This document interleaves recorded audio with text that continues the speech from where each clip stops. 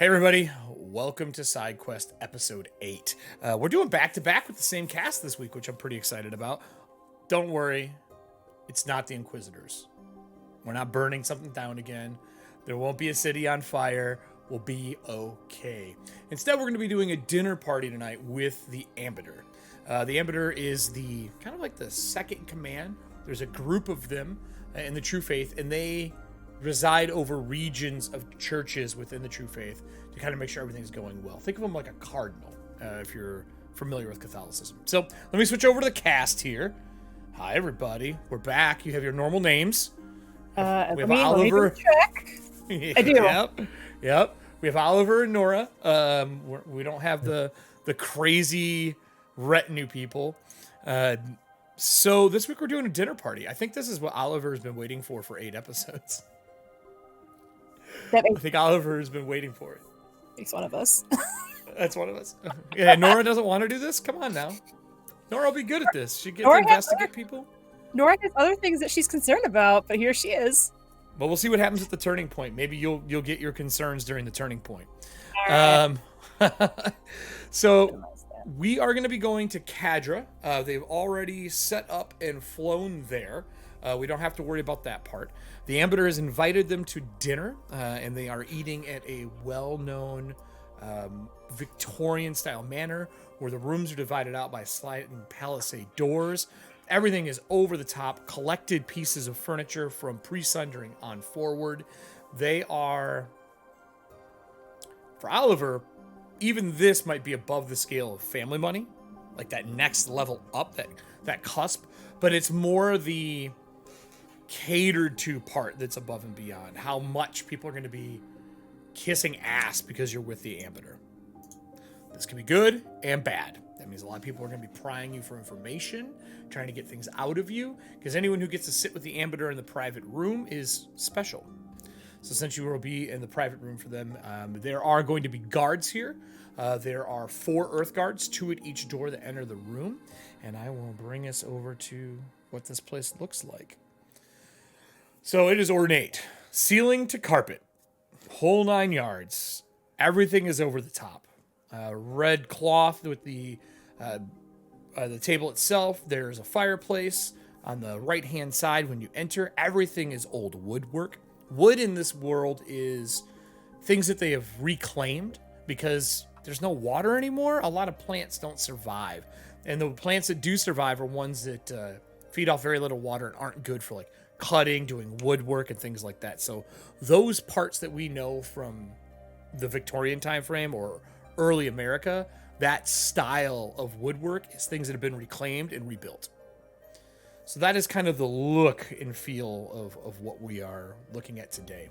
Ambiter is in the upper right-hand side. She's dressed in her formal double robes. The underneath is white, and then the back part of hers is black, and it has the full True Faith symbol on it, which is the 4 hands and the diamond set in the middle, and she has an actual jewel set in the middle on the back of the cloak. She does carry a sword with her. When she enters the room, the Earth Guard takes the sword from her and hands her a dagger instead.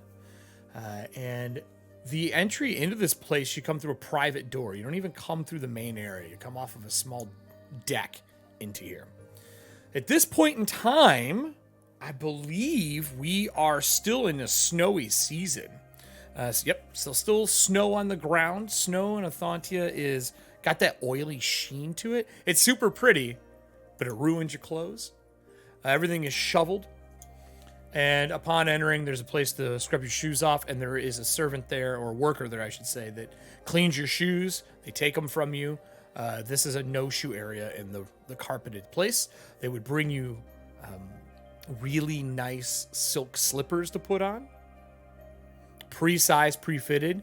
Why they asked you for your foot measurements before makes sense now. And she walks in, and someone pulls her seat out, and she takes a seat and ushers you both over as well. There are 3 seats at the table besides herself, which means that we're short a guest so far. She says, come, sit down. Says, we have a lot to discuss. I figured we would start this off a way that I would prefer. long travels and a lot of work in rebuilding Merrifield, I think we should start off with some brandy instead of starting off with water. Does anyone have any opposition to that? So as Oliver had come in, sitting down, Oliver's attire is completely different for this occasion. Mm-hmm. He's broken out a Hand of Air uniform that's kind of like double-breasted with buttons going down along either side. That looks more like a formal military attire. Similar to this guy over here? Similar to, yeah, that guy over there, actually. Okay. He's got calf-high boots that have been folded. Everything's been immaculately kept in terms of appearance, and his saber is at his side, currently kind of locked with a mechanism to ensure that it doesn't pose a threat, but is there more for display. Okay. Cool. Are you wearing your new weapon? Would you bring that here? I don't think he would feel comfortable bringing that here, knowing where he got it from. Okay. Smart. Nora, is Nora dressed differently for this occasion? I think, knowing now that she was coming here, and I'll spend the Gales in downtime, Sure. I think she would have just picked up a much nicer version of her regular clothes. So Okay. much higher quality, dark suit, petticoat, very, very white, crisp, like a silk undershirt instead. All right. I think, as much as it pains her, she would not wear her suspenders to this. The Blue Demon suspenders. You wouldn't just wear them underneath whatever you're wearing under your jacket? I mean, you got to think the Aragard does wear grays, blues, silvers, right. things like She would that. have, like, she would spend extra money on like the overcoat, so that Sure. when they take it off, she can still wear her petticoat jacket and then have the suspenders hidden underneath. Little peacocking. You never know. Someone might be a fan of Luchador here. Right, right. Stranger things have happened, and Stranger things. I think she would bring her journal with her Okay. cold iron capped pen. And I then don't think I've ever asked this. What is her journal? Is she a person? Is she like you and I in real life, where we have like this crazy leather, intricate journal packed full of stuff? Okay. So what does it look like then? This is almost like a wizard spell book for an investigator. I mean, that's essentially when I bought it. I basically picked up the spell book and just Nice. changed it as a journal. So it's a thick journal, leather bound. Mhm. Really nothing fancy embossed on the front or the side. It's meant more for like flexibility and durability, so it looks like worn, but not worn like because it's cheap. Worn because she's used it a lot and it has withstood the test of time. And when she opens it, it has like 3 or 4 ribbons to use as bookmarks, and then there's also a little pen loop where she has a nice cold iron pen in there. Something to kill them Fae with. Right. And then she also, because she hasn't had a chance to really bring it along, it hasn't made sense for most of their adventures, she is also bringing her a cane. Oh, okay. Nice. Is it ornate or anything like that? It is probably like a solid black wood with a silver handle. I haven't really thought too much about the actual like design. lacquered black, like that kind of style? Yeah. And then the bottom part is probably like a nice solid, like a cork or a rubber, so that the rest of it doesn't get scuffed. Sure. And then kind of like with Oliver's saber, there's a very ornate silver catch that is currently locked. Gotcha. So she would smile as you both sit down. There'd be a servant in the room that goes to pour brandy, and the first thing she does is like, we won't need a waiter in here other than food. If you could exit the room, we have some very private conversation today. And the man says, yes, Ambassador. Absolutely understandable. And he walks out of the room, and she stands up and starts pouring brandy, not into like the little snifters. She pours them into the water glasses. And I mean like pour. Big fours. Whew. She pours them, and then she goes over to the left. There's a little cabinet, like a liquor cart. She walks over and grabs like a crystal decanter. She comes over and she pours a little bit of something else on top. It's like a deep, deep red. And she pours it on. You can smell it. There's like this sweet cherry aroma that fills the table. And then she pulls out at the bottom of it with a little tiny, like a long metal, almost like a skewer. She plucks a couple of cherries out and puts them in the brandy. She says, feel free to drink slow, drink fast, whatever you want. I trust that you'll keep yourself in a state of mental readiness for our conversations today. But really, I'm just here to get to know the people who are making Merrifield possible. With now 100 citizens, as of when we left, you're slowly growing back into a small town. And I believe that we have a lot to do.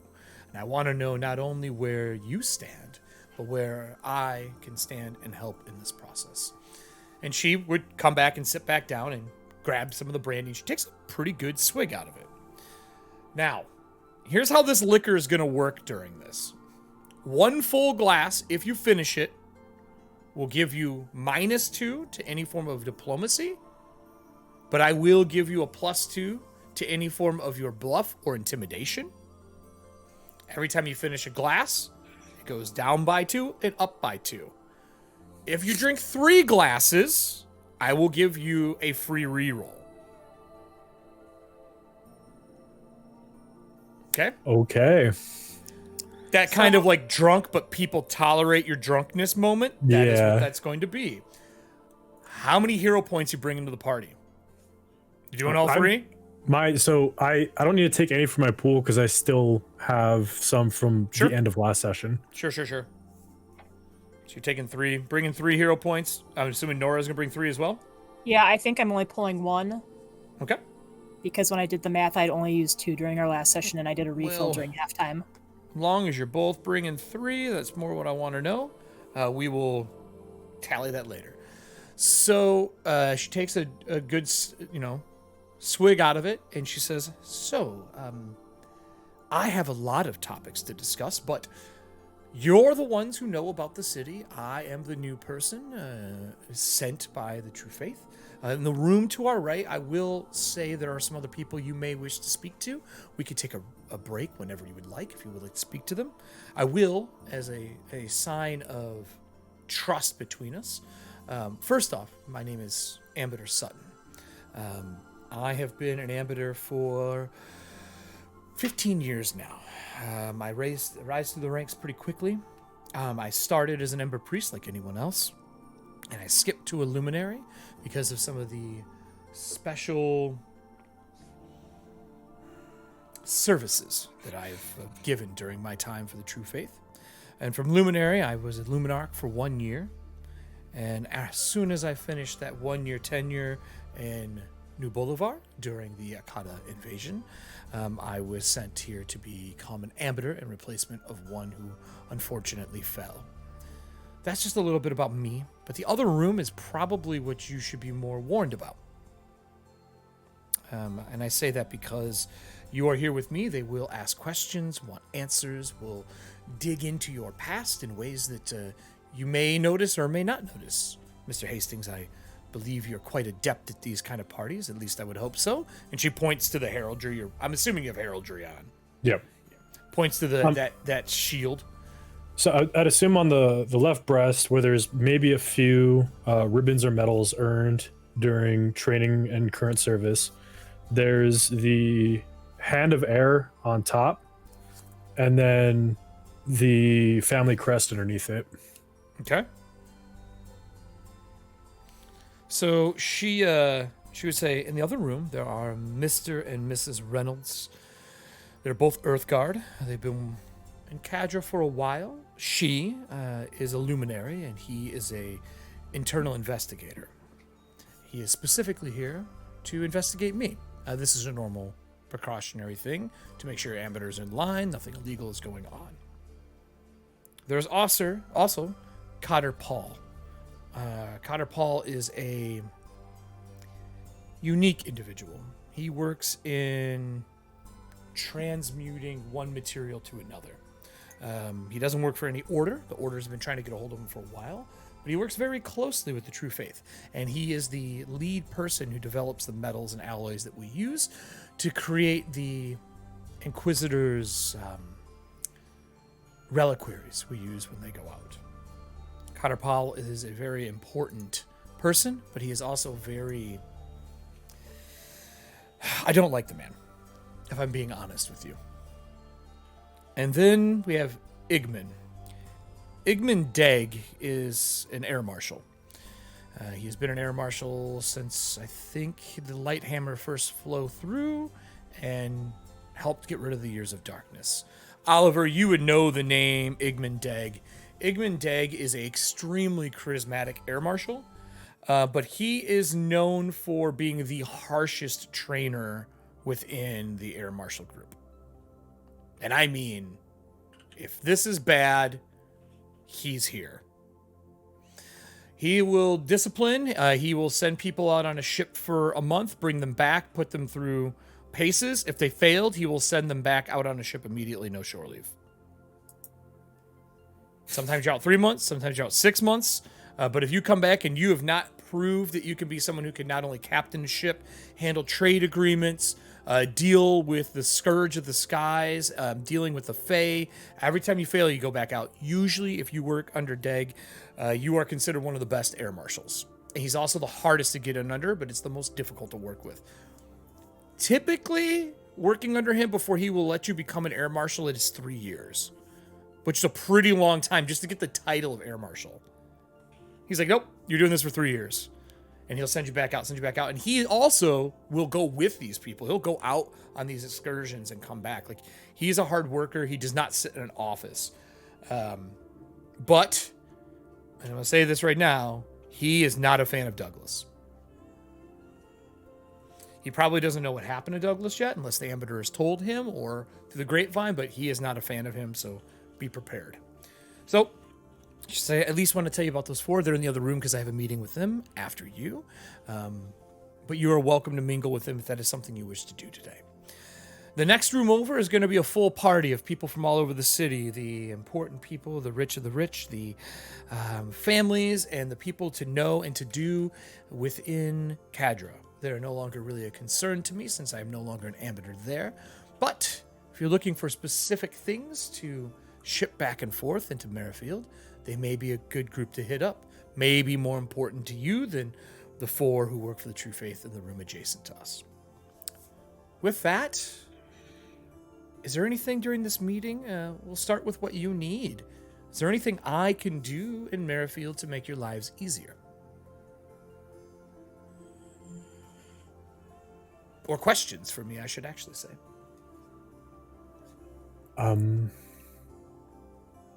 First and foremost, Ambassador, I'd like to appreciate your candor, and thank you for your honesty and your forthcoming as we meet for the first time in such a prestigious setting as the one we're currently in. I figured that if we are to make an impression here would have been just as good as one in Merrifield, but I had to be here anyway. I have some business here tomorrow, and actually the day before you arrived, so this is just one of those things of convenience. Flying you out here was more time, more of a time imperative than anything else. Yeah.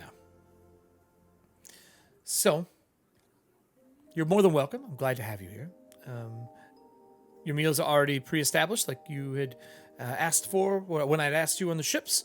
When you got here, all that is done, so whatever it is you wanted to eat will be ready for the courses. We are only doing 3 courses. 8-course meals don't allow for talking. There's too much time with food in your face.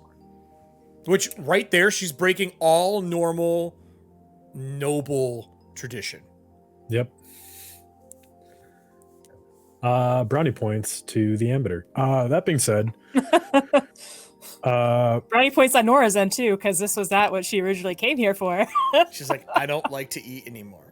Yeah, I don't like to eat anymore. Like, so you're talking about how all the different levels of what can happen when we drink. We'll be lucky if Nora goes through an entire one glass by the end of the night, just because I think the Ambiter can tell. I mean, and it's not that Nora's hiding it; it's that she's still getting used to it. I think the Ambiter can kind of tell at this point that Nora is just having a hard time stomaching food in general. Okay. So I'm gonna open us up with, after everything the Ambiter has done, after her candor with herself, the setting, who's currently attending, The assistance she provided before we even had this dinner. Oliver's gonna do a discovery check to see if there's either deeper meaning behind it or like just more information about her nature. Yeah, let's dig in. So for those who are watching, we usually don't talk a lot of rules during side quests, but they've done a really good job at adding victory point conditions and different systems within the game that still follow the same roles that we've been using, the same skill checks that you can do, but they have an influence in here. And what he's going to be doing is we're going to be playing the influence game. If you're watching this and you're interested in Pathfinder, PF2, check out that stuff in the Game Master Guide. They're not a sponsor. I'm just pimping it because today is the first time we've actually deeply read the influence rules, and they're pretty hot. They're pretty hot. All right, give me a roll, man. What are you using to do this? Perception? Yeah, perception. Are you assisting? I think Or I'm you going can to make your own. I'm going to make my own. I think we're looking for possibly two different things. Okay. So I know Oliver's trying to get more information behind like her actions here. Like, is this a front? Is this who she really is? Like that kind of information. I think I'm trying to figure out why they would send an Ambiter to Merrifield.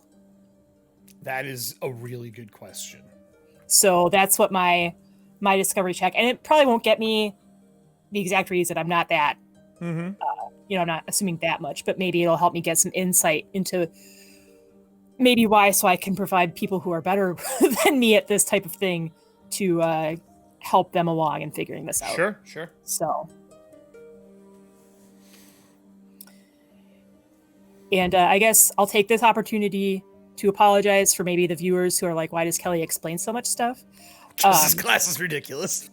Because A, the class is ridiculous, but also B, sometimes I as a player come to conclusions and it might seem like I'm metagaming, and I'm really not. That's just how my brain works.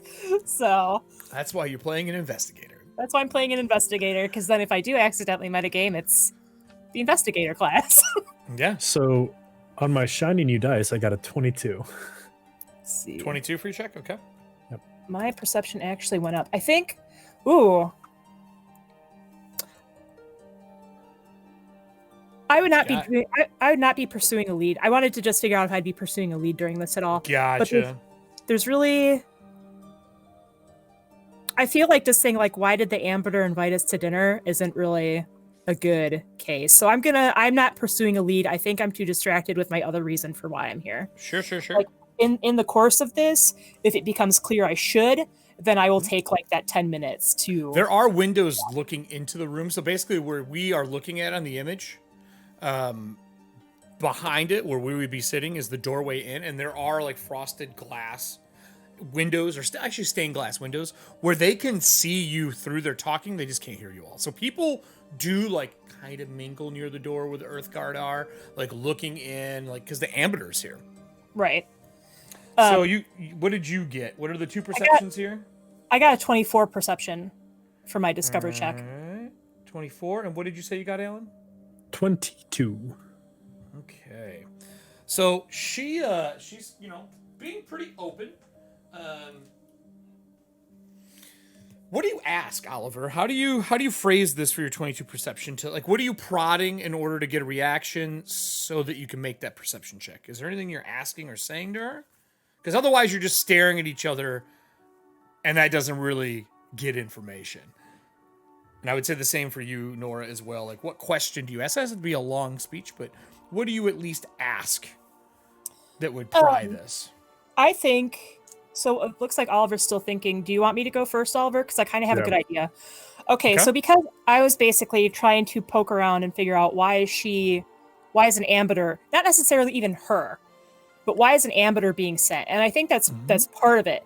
Like, I think I asked her outright, like during this discovery phase, like, forgive me for being so blunt, but since we do have your time and we are in a fairly private area, why was an ambassador sent to Merrifield? I mean, just in general, I know that there's been some issues, and in fact, we've been trying to get more of a true faith presence with the appearance of the Gorgon cult and Asarak and that coffin. So, I mean, I'm definitely very appreciative to have people here who are much more well versed in the old faiths and the keepers in trying to keep Merrifield safe from that type of influence. But for an ambassador to be here, I'm surprised, I guess, is lack of a better term. I'm kind of curious. And I mean, you don't have to tell me why you particularly were sent. I'm just in general. So you got 24. So this is a pretty easy question because she's definitely here to talk, which lowers it to you actually passing the check. Not critic, but passing the check. Well, I figure me being like, I'm not asking specifically for her information, just like, why is an ambassador in general? So she says, listen, I asked the same question when I got shipped over here. I had not done anything wrong within the True Faith, but they said that I was getting comfortable within Cadra, and that I should be elsewhere, showing that the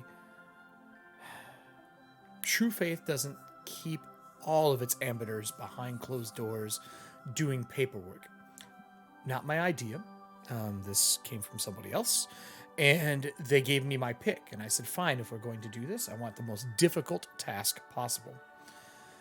New Bolivar is already being rebuilt. The Arcodus crater was a big tie for me to come. I have a feeling that there are secrets in there that we should be digging up and finding. I also believe having the railroad back across that crater, allowing us to go south and grow the word of the True Faith into the south, is needed. There have been an outcropping of zealots and cults near the southern tip into Wolf Lock and over to there that have become a concern. There are other families within the city of Cadra that also wanted to see the rail line reopened. And I said that if this is to happen, and it cannot happen under just a union or a well-to-do family, that the True Faith should be involved in building this rail line. I think that the railroad that connects directly to Cadra should be part of the theocracy and part of the True Faith and not owned privately. So I'm here to make sure that happens. But before any of that can happen, the city must be healthy. There must be water. The ghosts need to be, and the spirits that are there need to be fettered. They need to be given proper rest until we can find a way into purgatory. And if there are family members that survived, my understanding, Miss Tenwick, is you brought back a lot of members when you originally visited Merrifield. And if some of those members have family members here, spirits that are left, they should be given rightful homes and reliquaries.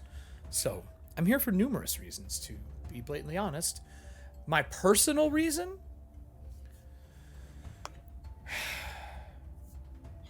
I would have to say my personal reason is I am bored with my job within the True Faith.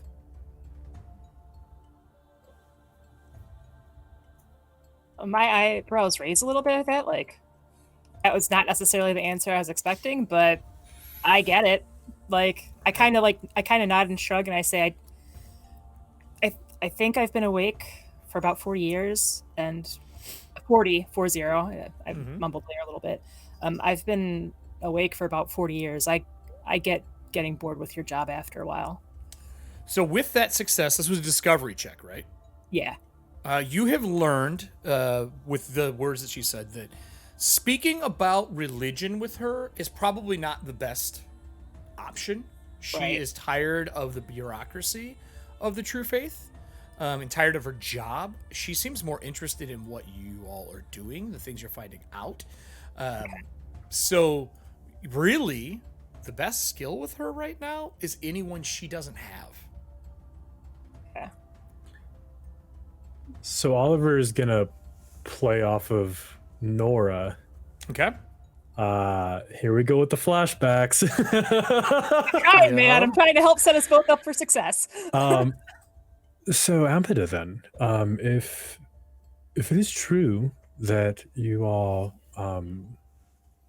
growing bored with the nature of the true faith, and you seek change and something new, and by doing so, you came to our humble town of Merrifield, are you then trying to inspire real, impactful change in the populace, as well as something lasting in terms of assisting the church? You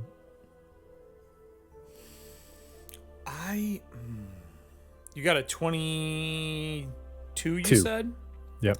She says, I think that the best way I can describe it is the true faith has a way of doing things.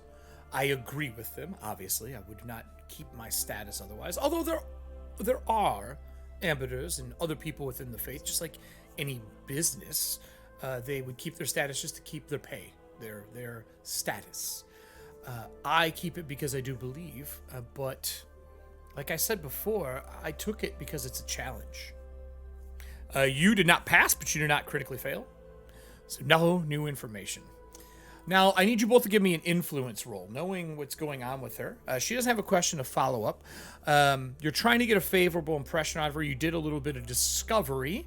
You didn't learn something. Let's see if this little bit of conversation has opened her up a little bit. So right now, our goal is to hit with her either a 5 or 10 in total. Once we hit that, some more information about her can be brought out. So what would you like to use to try to influence her, knowing that it would have to be a skill she doesn't have? I didn't give you exactly what skill those are. Right. Because no one critically succeeded, but things she doesn't have. So I would look through your sheet and look for things that seem probable that she wouldn't be into. Or trained in, I should say. Trained in. That probably makes more sense. Any ideas? I know, right? So... Lores would probably be really good for that kind of stuff. Certain crafting would be really good for that.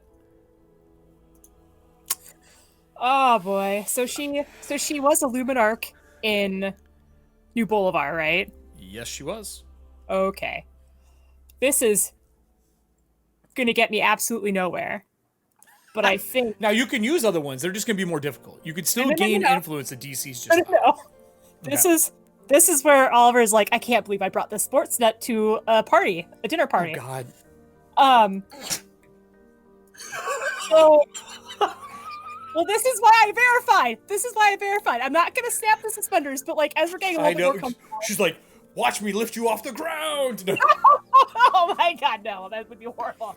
But I think like in terms of influencing, like trying to get to know her a little bit, I'm trying to get to know a little bit more about her time in New Boulevard. I'm gonna ask if she caught any of the matches when the Blue Demon was there, because I know that he was kind of like and I'm just like, I mean, he's a hero there. Like not only is he a hero, he's kind of a legend there. Like he's a hero there, he's a legend there. Like he was definitely established around the time where you were the Luminarch. Like, did any of that intersect? So I'm trying to go in with the lucha lore. Okay. Oliver, in current like high society proper mode, gives Nora the Nora look.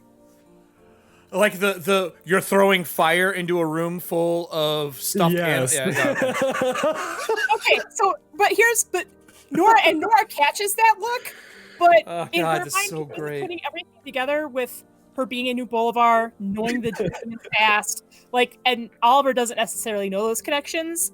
So even if this doesn't go well, it's not going to be like, why are you talking to me about sports stuff? I'm talking about an actual legend in New Boulevard. Right. So. Give me your roll, and then tell me what you say after you make your roll.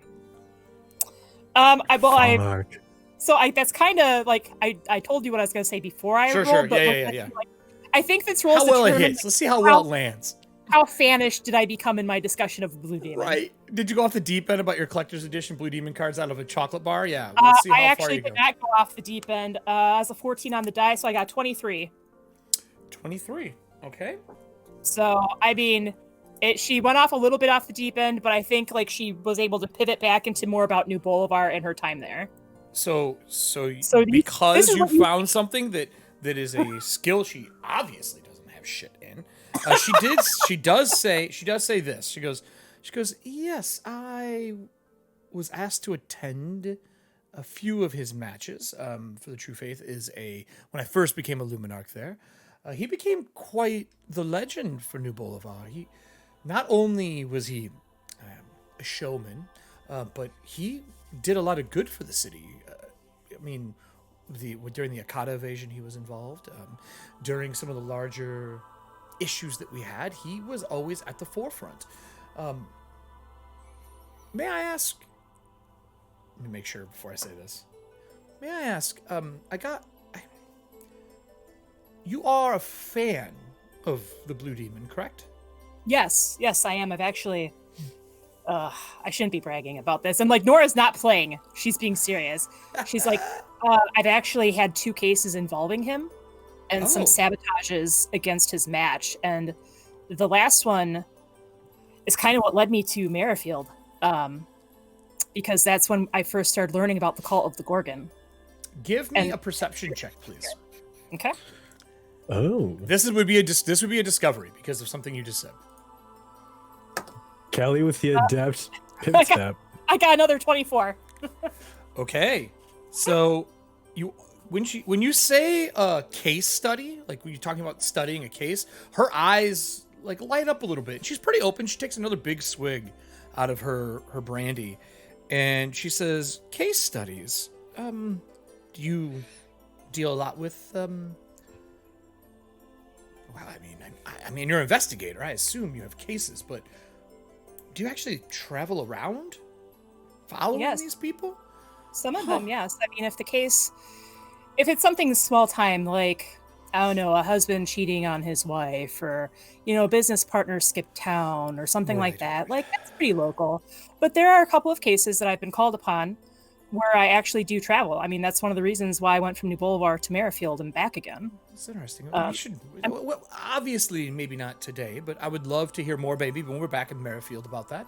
I have not traveled much. I've only been to New Bolivar, Cadra, and now Merrifield. I have not got to travel, and I love the old what would they be called? What would be the equivalent to like a Penny Dreadful? Like the penny novels, or The Willowing Wisp. I love those Wisp novels, the ones that are about like the investigators that go around and gather all these tales. And I've been told a lot of those are based on real things that have happened, but obviously a lot of them are fictional to the public because the public doesn't know about things beyond the veil, although I think a lot of us at this table do. And Oliver, you can tell she's Nora's questions has kind of turned some interest on within her. What do you want to do for your influence? So I think Oliver was initially like, "Oh my God, Nora, why?" And then saw it, then he turned it around and he was like, "Oh my God, Nora."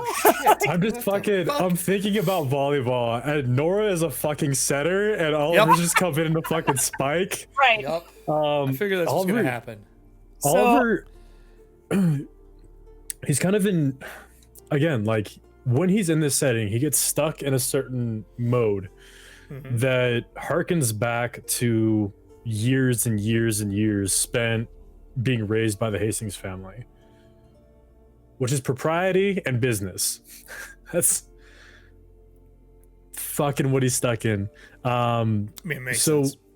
when he sees interest in Nora talking about her investigation and cases, and his brain clicks back with her original question of what she can do for the town of Merrifield, Oliver doubles back around and he's like, Ambida, you seem quite intrigued by the Miss Tanwick's investigations and accomplishments in matters of her profession.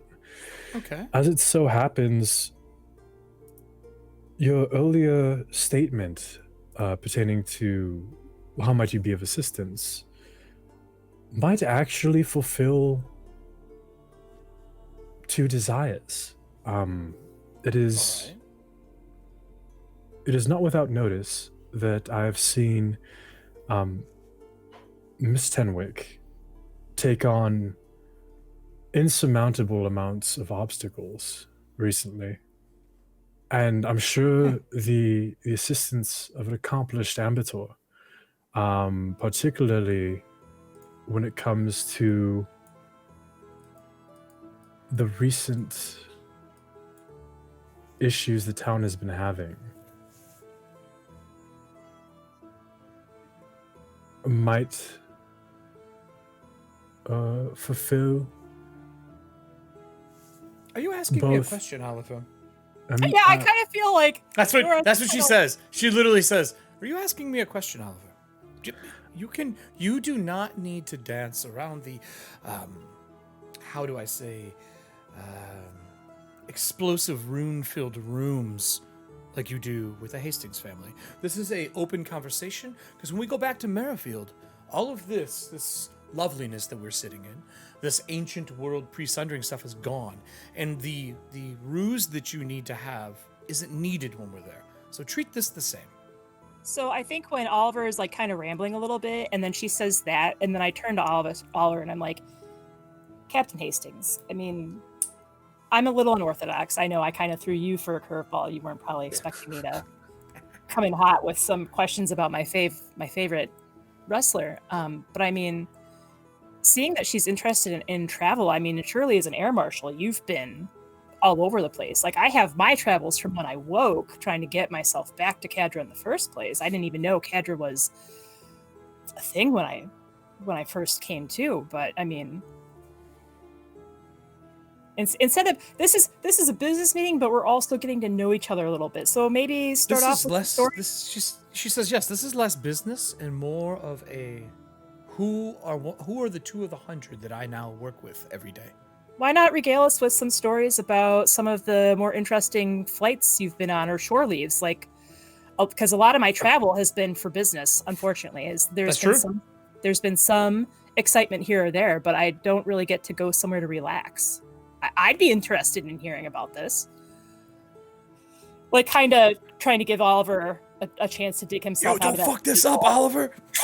Well, it's more like if we're trying to influence her, hitting her up about business and politics when she just said she's sick and tired of business and politics. Hey, Oliver was stuck in his mode. He said it out loud. Oliver, I need you to make me an influence check at -2.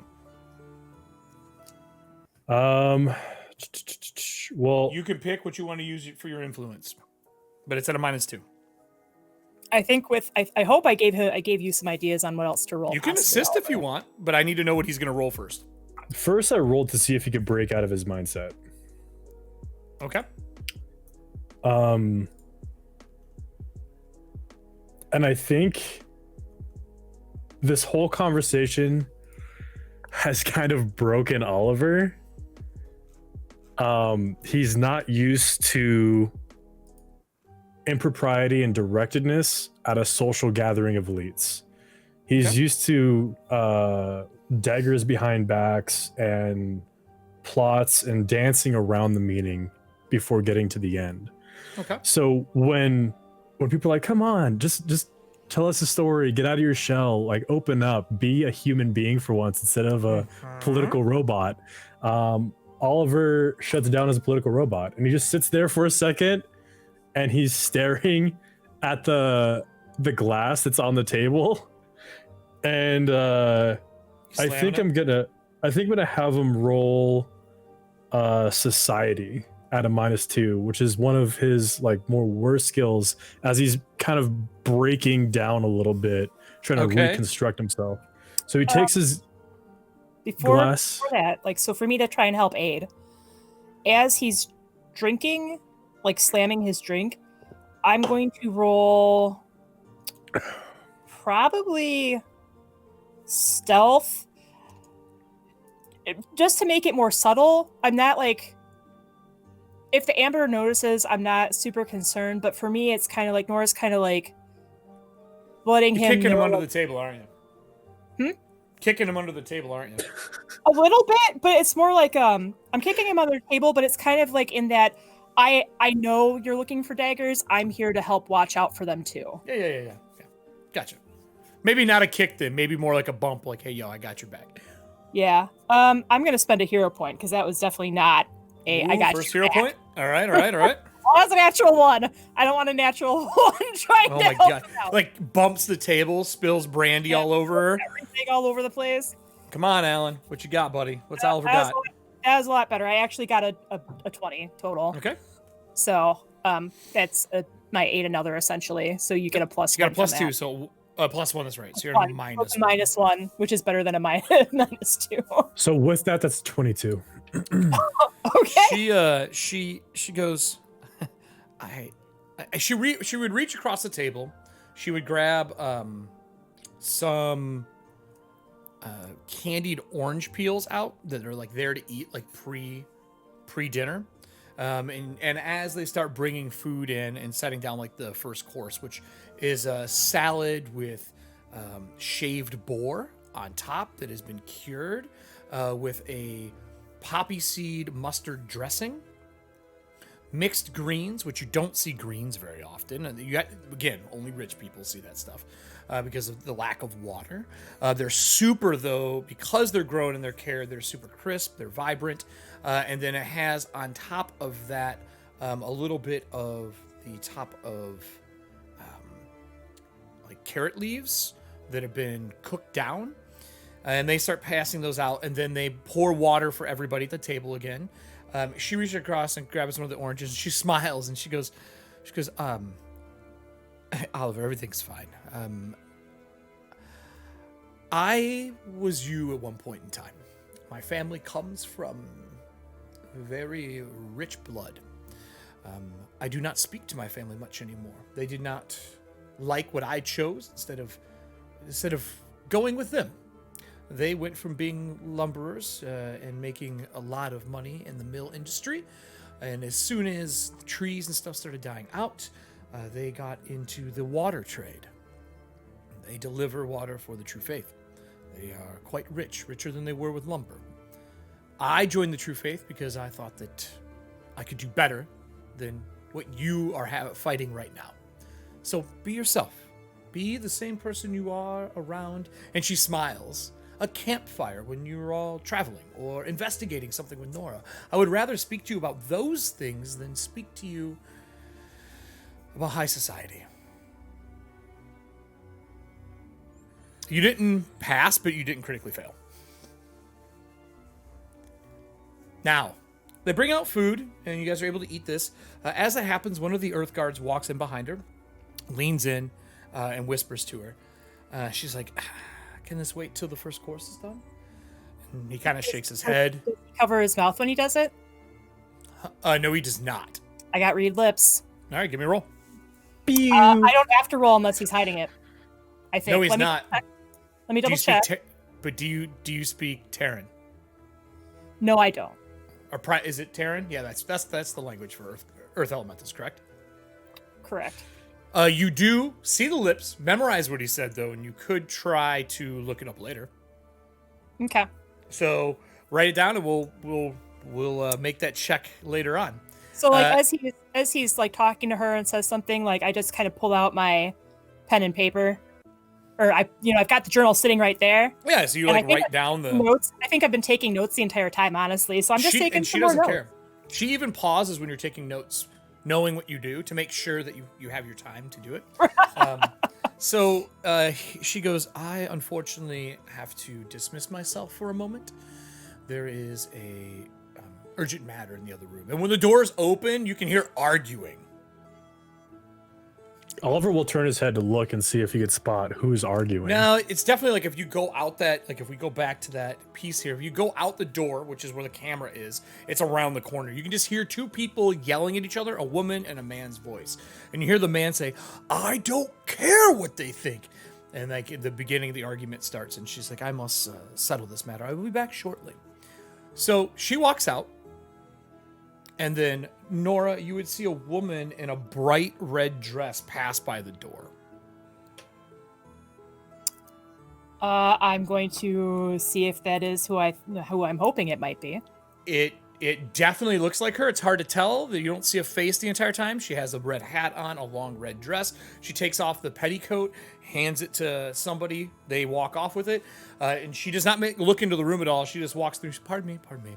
And walks by the door. You get a glimpse. The door's shut because the Earth Guard that's outside, just Earth Guards, shut the door. You two are in there by yourselves. Anything you want to do while you're by yourselves in here before we move to her coming back? Any conversations between the two of you? I'm actually going to kind of pause and put my notebook down. I'm going to leave it open for Oliver to read. Like, I know he, like, I don't want to say I know he doesn't read Terran. I can assume he doesn't speak Terran, but I'm also trying to keep this open for the both of us. So, like, he can see some of my notes, like, Oliver, lighten up a little bit, like, just to herself. Like Oliver needs to lighten up a little bit. Passing notes in class. I'm here to help watch his back. Maybe I shouldn't have let in with the luchador stuff, but rock, pebble, rock. It worked though. It worked well.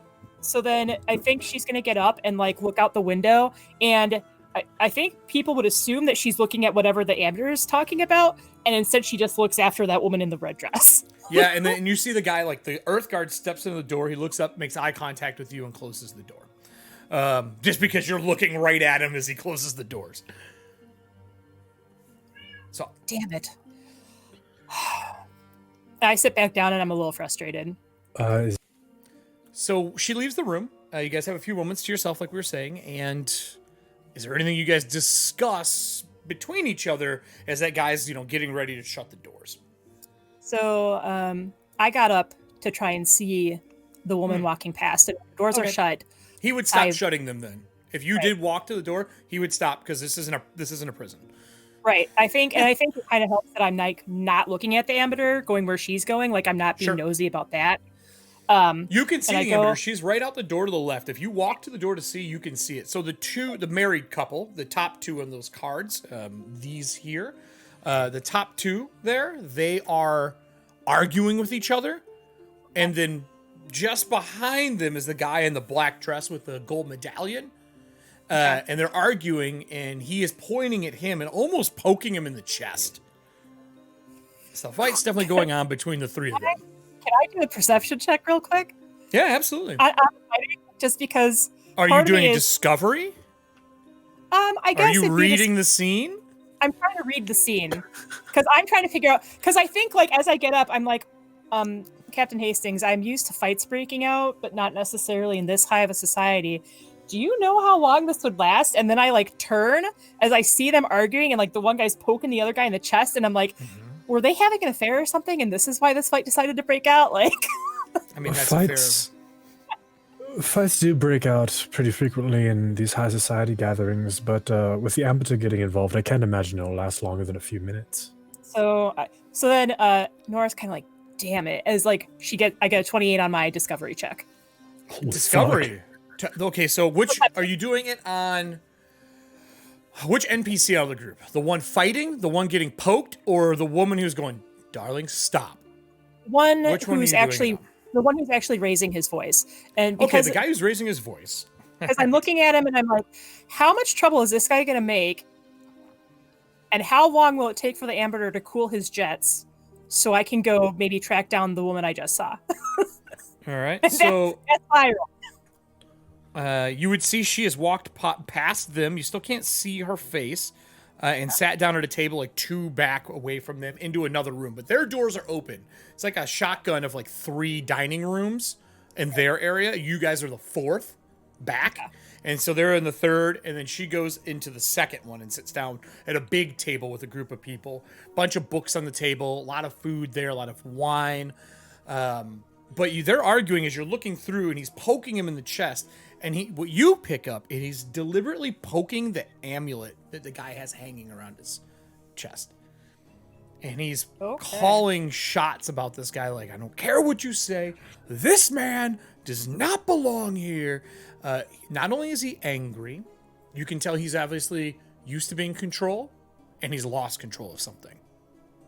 Okay. And he's pushing to intimidating. I will say you notice the guy getting poked while his body is doing this kind of thing. He's not smiling. He's just straight faced. Does not care about the conversation. Okay. So the ambassador comes over. She walks up to the two of them. She looks at both of them, and you can tell they haven't noticed her yet. And she raises both her hands, Right. and puts them on their shoulders, the woman and the man. They both look at her, and she goes, "Stop or leave. You don't do this here." And they look at her, and the woman's like, "I wasn't." She's like, "Stop or leave." And she turns around, walks away from them, and sees you in the doorway. And she goes, "I'm sorry, Nora. This is, sometimes things get heated between the Reynolds." And they both sit down, and the one man continues standing. He turns and walks into the other room and sits down across from the woman in the red dress. How far can you read lips? My read lips. Is it just Looks perception like it's distance? line Because of- if so, I would looks need like it's perception. distance. I would just need When a you're at perception your leisure, check. you can do this automatically. Yep. Fascinated and flat-footed. So I'm fascinated and flat-footed during this, but Yep. Well, this is more the looking through the crowds of people moving around. I just need you to make a perception, see if you can make this out. okay. Details.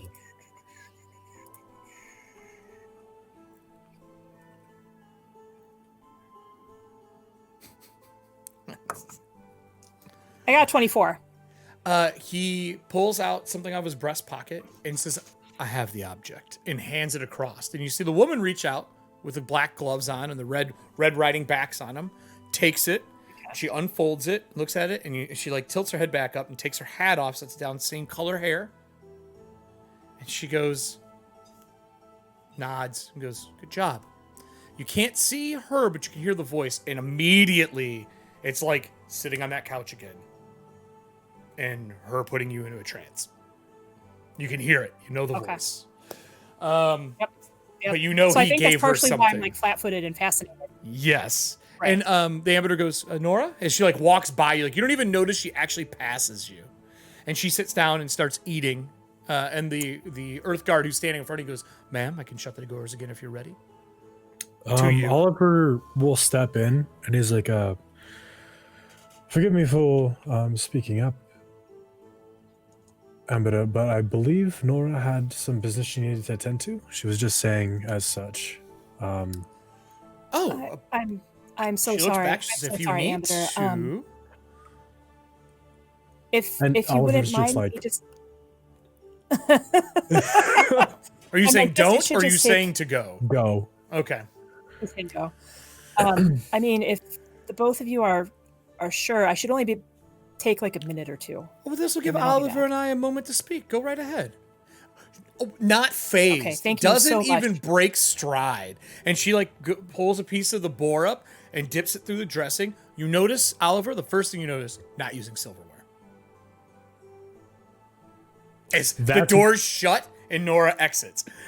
That's what does it for Oliver. Of all the fucking things, that's what does it for Oliver. So he raises a hand and he undoes the top two buttons of his fucking shirt. There you go. And he also will abstain from using silverware. And now, like, she'll use it for like the leafy stuff and things like that. But like the boar, she's picking up and dunking it through the dressing. She's drinking. She is wiping her hands off. I mean, she does do that, but she hasn't touched this. She's not using the salad fork.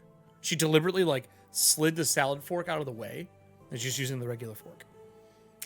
And And when Oliver's- someone comes in, she even goes, "I won't be needing this," and like hands it to him.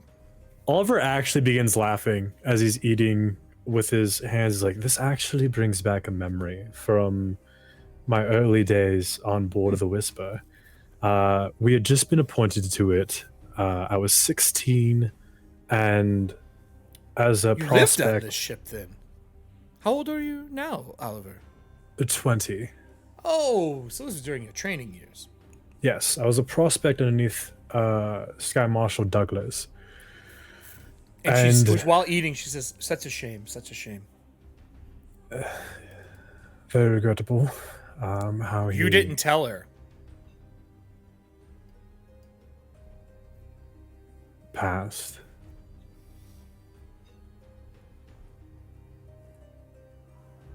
Very regrettable indeed. And he continues on. I'm gonna need a roll for you to hold in that you are trying to play that off as if nothing happened. It would be an influence. You can tell that she is testing you. She's been very open about things, but there are. As soon as Nora is gone, starting to realize. Did you nail it or did you bomb it? That's the question. See. What would you be using for this? Do you want to use society? Do you want to use your probably diplomacy? Diplomacy to cover it up. All right, cool. Yeah. All right, what did that'd you get? be a 28. Oh, you didn't crit, but that was real close. So that's one more. And she doesn't smile. She just nods. She's like, yes, it is. That's a long time to be training as a marshal on a ship. 4 years. Technically 2. My years as a prospect were my father's doing. He sought to give me a more rigid spine in the face of adversity. So he sent me to join the Sky Marshals. What better way to give a child a steel spine than to send them to the skies?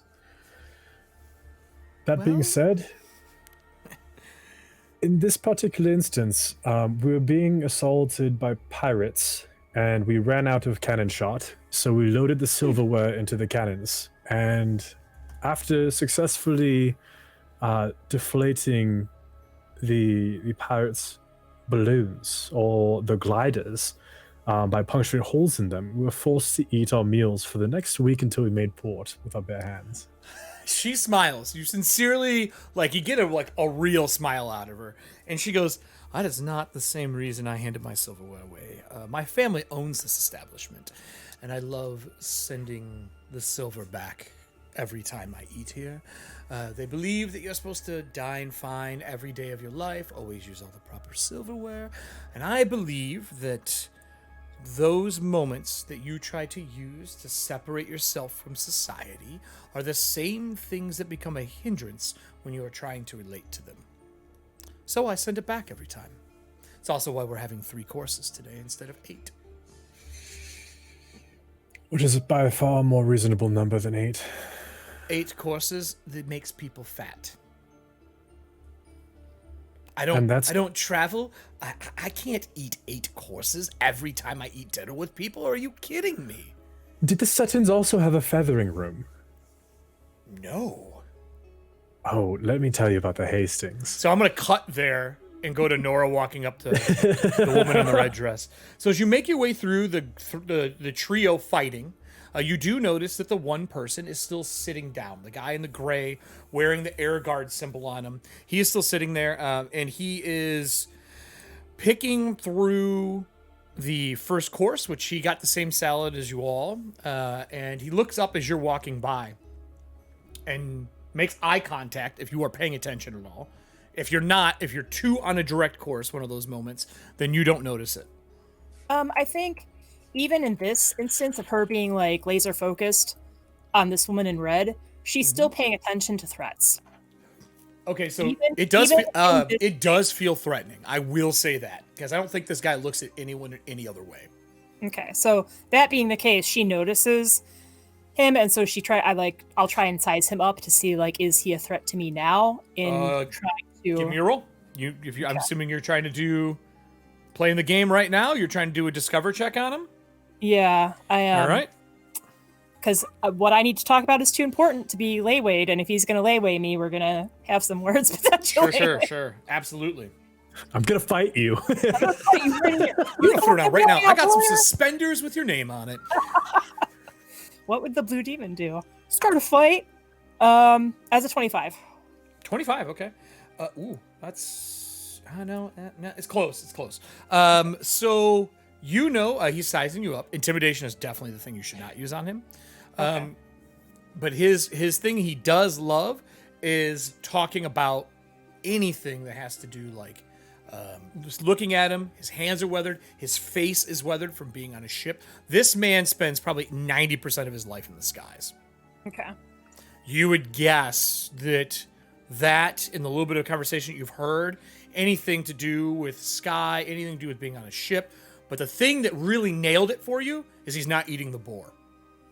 Okay. He is picking out of the anchovied sky like sardines, and that is what he's eating and putting on his salad. All the boar he's pulled off and put on a separate plate. And that, like, you quickly connect those things. Like, this man is a man of the skies. That is all he is about. Okay. So anything you have to do with being on the skies or military, those things are probably going to be his conversation pieces. Okay. All right. Do you stop or do you keep going? Like if his look, He's Does it sizing seem- you up. he's sizing me up, but if his look doesn't engender anything like come No. over here and talk, then Nope, I'm not nope, going to. not at all. Not at all. Why He's would, just, why would I start something with some guy that's just looking at me? he Right? doesn't give a shit about the three that are fighting. You walk through the room, and a private room, and you left the ambiters. That's probably why you're getting sized up. Okay. And you walk in behind. You would literally be walking in behind the red dress.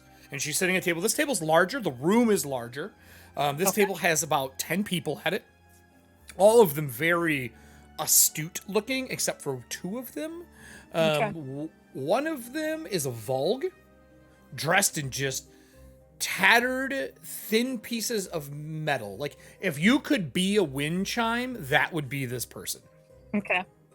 And then the other one is an Thomas, large. He is sitting, he's got like basically they pulled another round table up to the end of the table, and he is sitting on that one. So he kind of has his own space. And he is beaten and battered. Like, just looks like he's been through the ringer. His voice, though, unlike Everston's, is full of energy. He is super energetic and very personable compared to what you deal with Everston. Okay. That's the everyone else is either human or maybe there's a half elf hiding amongst those, but everybody else looks human. And you walk up behind her. What are you gonna do? I think I would wait a little bit for people to get settled. Well, then you'd be stuck in the room Oh, with the other four. So you're either moving into this room at 10. It is a bigger room. I guess I'm moving into this room of 10. Okay. So the gentleman, three in the other room. The gentleman who moved into here, which is Cotter Powell, Powell, Powell. Okay. He looks up at you, straight faced, and sees you walk in because you'd be the first person you could actually make eye contact. He looks at you. Everybody else is talking amongst themselves, and he looks across the table and he goes, "Was she called Professor? What did you guys call her? Doctor. Doctor? Yeah. I think someone needs your attention." She goes, "Really?" And she like looks around the table behind you. Dr. Martson. She turns and looks, and how long has it been since Nora has seen her? Probably 2 or 3 years. Well, Kelly, why don't you tell us what this character looks like, since you played her for many years? All right. So, as this woman turns, Can't believe this, she is a shorter woman, human, with rich auburn hair, very curly, kind of put up to keep the ringlets off her shoulders right now. And she's wearing what almost looks to be like a riding suit of like crushed red velvet. And then underneath is a somewhat similar clothing to Nora in terms of like the dark black riding pants, the crisp white shirt underneath. Sure. There are also suspenders, but she's almost got like a cummerbund kind of deal going on as well. And then she has a clutch, and then perhaps somewhat, I don't know if it'd necessarily be unusual, but she, for someone of being called a doctor and someone of her profession, she actually does carry a pistol on her. It's peace-tied. Okay. I forgot she actually carried a firearm. She used a lot of weapons. Yeah. And she is just sitting there having dinner with these 10 other people as Nora, Well, Miss, very like herself, kind and of. she was very professional, right? If I remember correctly, in public. Uh-huh. She is very professional in public and in private. Like, not She goes- like cold, though. Yeah, she was self-made rich, not born rich. No, she was made rich, or she was born rich, but because of what had happened in her past, people were surprised that she did so well for herself. Gotcha. She kind of spun off So from that and was like, I'm going to help people the Here we way this doctor helped me. I'll drop this in just so we can have a picture of her. 'Cause Okay. You sent me a good one of hers, so we're going to use it. She says, Miss Tenwick, it has been far too long. How are you doing, darling? Dr. Martson, I am honestly, and I think Nora kind of sizes up the rest of the group, and then kind of shrugs. They look like professionals, doctors, researchers, astute people, probably other colleagues in a similar profession. Right. Okay. She's having a meeting in Cadra with other people of the mind. I am obviously, I'm very sorry to interrupt. I won't take much more of your time. It has been too long. I know I've fallen behind on my scheduled treatments, but as you know, the nature of my job has me traveling quite a bit. I actually came here hoping that you would be in town. I did not expect to see you here of all places, and I wasn't sure if you were staying or going to another meeting or one of your satellite offices. So I just thought I would. Well, I'm actually going to be in Cadra for a few weeks. We are here. There is a lecture going on, and then I'm going to be moving to a small town nearby. At least for a little while. Okay. I just basically wanted to just see if you're going to be in town. Obviously, I can contact you about this tomorrow, but maybe try and come in for a session.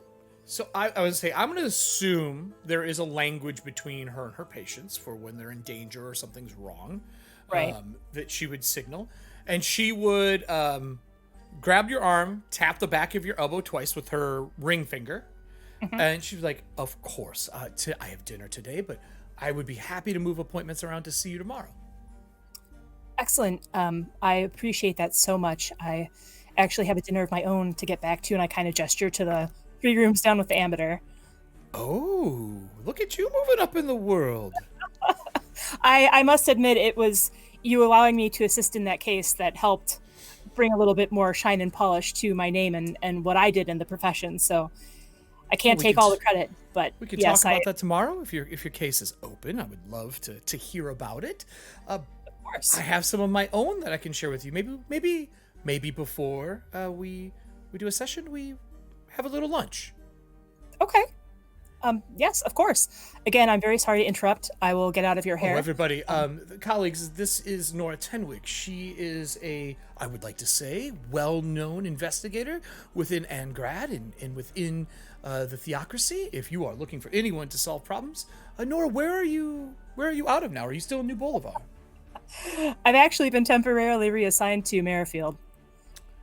And she smiles. And she goes, I will be in Merrifield here within a few weeks. I already paid. There is a building being cleaned for me. The rumor is they're going to be reopening the Lectorum. At least that's their goal. And if the Ingrad Lectorum reopens, there's some books there that I'm quite interested in.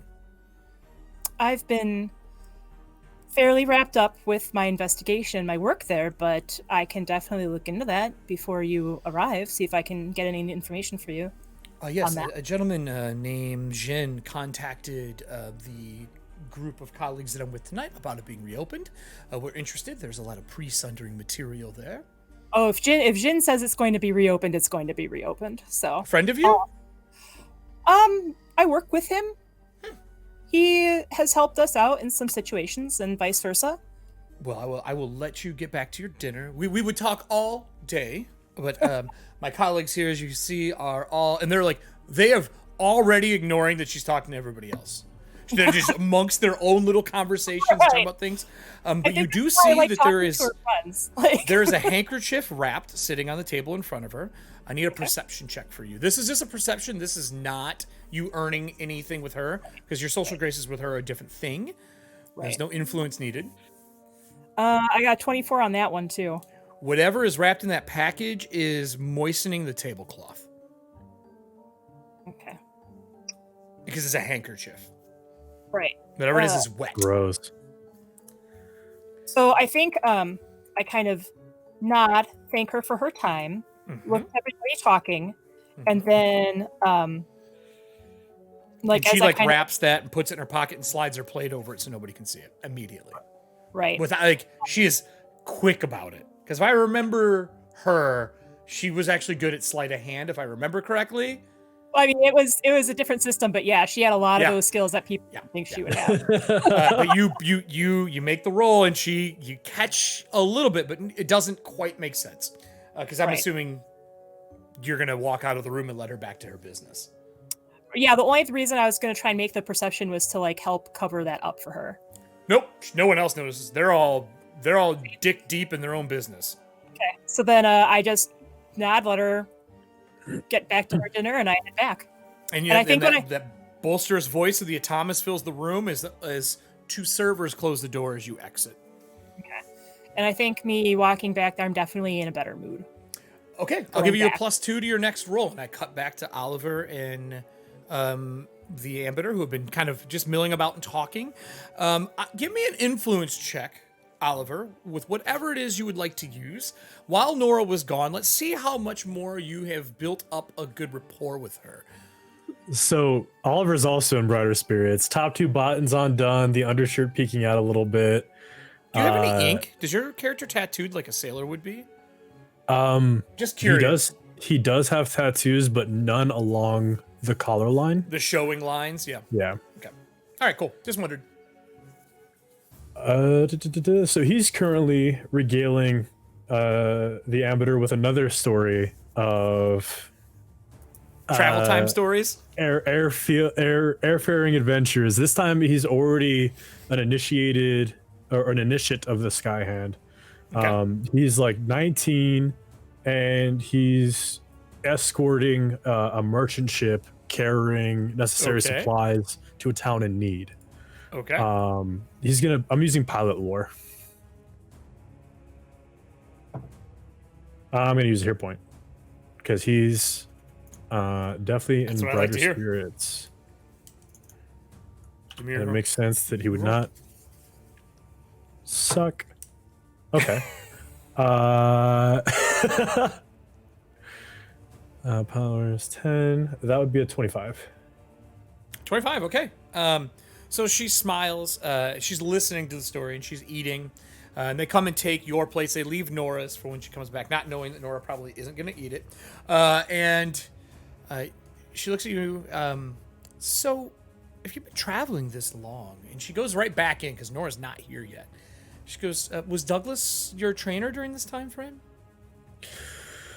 The entire 4 years. You didn't make it, but you didn't critically fail. The entire 4 years is... Oh. Before Nora gets back in here, I do have one professional piece of business I have to ask you. With Douglas being in the state he is in, and she pulls out a bag and sets it on the table next to you. This is me showing you a sign of trust. And she just sets it down next to you. With one hand, he'll kind of open the bag and glance into it. There is a red gem with like this thin metal hand closed around it. And it's on a chain. And you can see Douglas's face push against the glass. As soon as the face pushes against the glass, there's like a sharp stab in Oliver's chest. His hand pulls out and closes the bag on the reliquary. I was given that by someone I would wished not to have a conversation with. And I will not push you through that today, but I wanted to give that to you here in Cadra in case you needed extra time with it.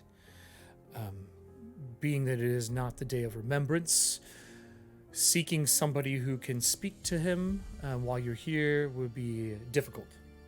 And in the reliquary he is in is made for remembrance or someone of the Hand of Fire. They can speak to that at any point in time each day in case they need to interrogate the individual. Before you leave, I would like it back, but I will give you your time in Cadra with it. It seems only fair after 4 years of serving. And that's as the door opens, Nora walks into like Oliver's dour face. And Nora's super happy compared to what she has been for the last couple of weeks. Right. The juxtaposition is strong, and they come in and clear them out. One person asks Nora, Miss Tenwick, are you finished with your food? Would you like your second course? Yes, the second course would be fine. Excellent. And they go in and grab the plate and they start bringing in the second course. Nothing's been touched. And there's just this silence in the room. But the ambassador is eating. You hear the silverware. You can hear everything going on in the room behind you. The door's shut.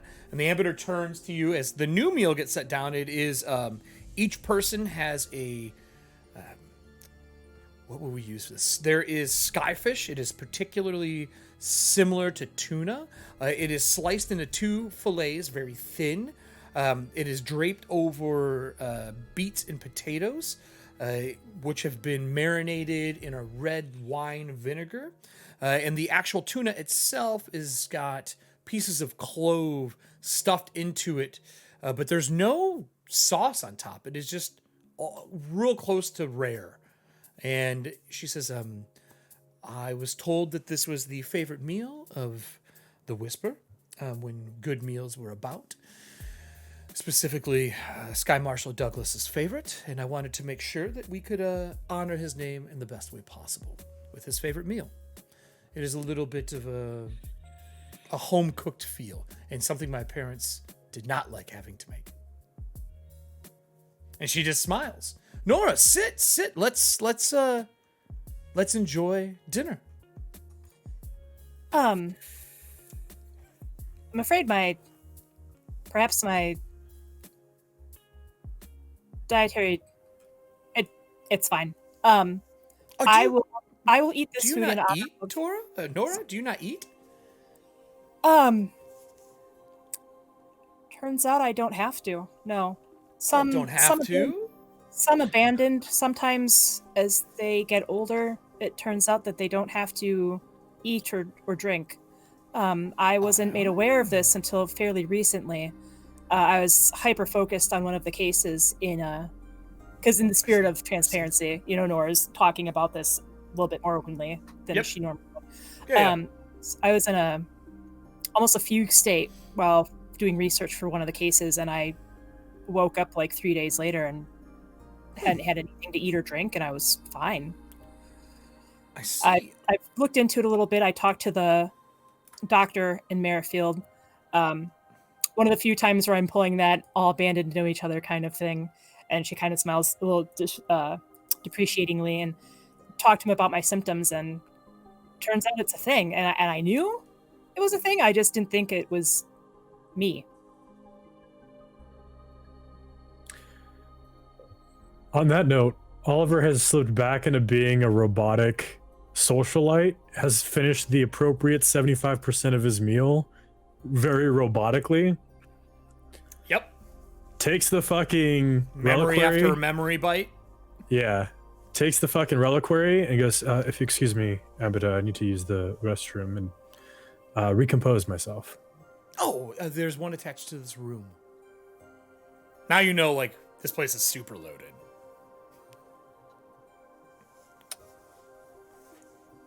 He points to a door on the wall. And you can see it. It's like built into the wood. It's ornate, but it is definitely noticeable. And Oliver will leave the room without going to the proper bathroom. Oh, okay. So the when you get to the door, a guard opens him up.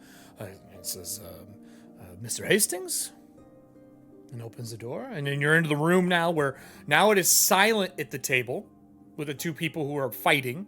But you do see Igman Dig sitting there. And as soon as you come in and the state you're in, the upsetness, that same eye contact he used to give you during military school for the Hand of Air.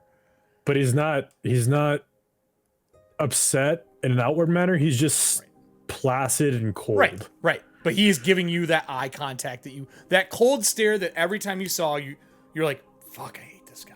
Like, he's just always that way. And he would actually wave his hand to flag you down. Oliver never hated nobody likes the look. It's that look that no one's comfortable with. Like, nobody goes, man, that's the best look someone could ever give me.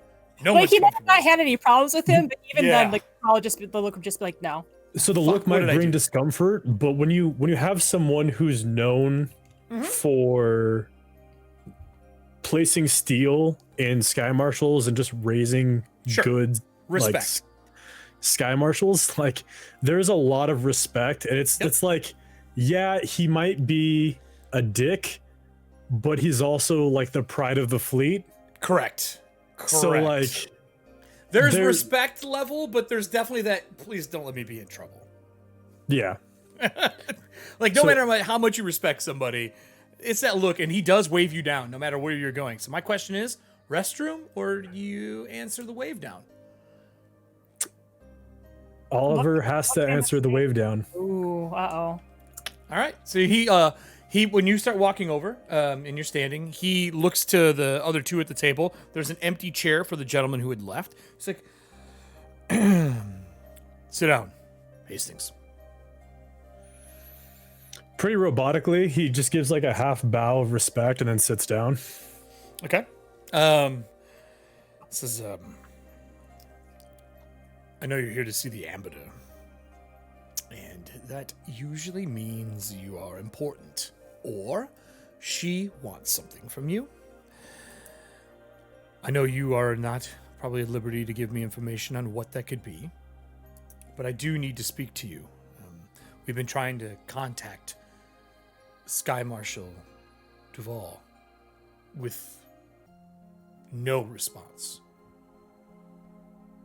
The Whisper has been docked at the tower in Merrifield for some time. We have done a flyby. No response from the Air Marshal. At this point, has Oliver taken the pin? Is he a Sky Marshal now? Because you were going through that process getting ready. And better question is, are you wearing Douglas's Sky Marshal pin? No, he would not do that. Okay, so you have your own. Are you wearing it yet? It's the question. I'm still wearing my initiate The Hand of Air. hand of air pin because it's not until next increment where he's formally indoctrinated Sure. into being a hand of air air So marshal. he would ask that question of you. I need to know your I need to know what your will DC is. The 10 plus for me to roll against. 10 plus your will bonus. 18. He is asking you on a. It is you are both in the fleet together, and you are subordinate to him. He is asking you as your superior.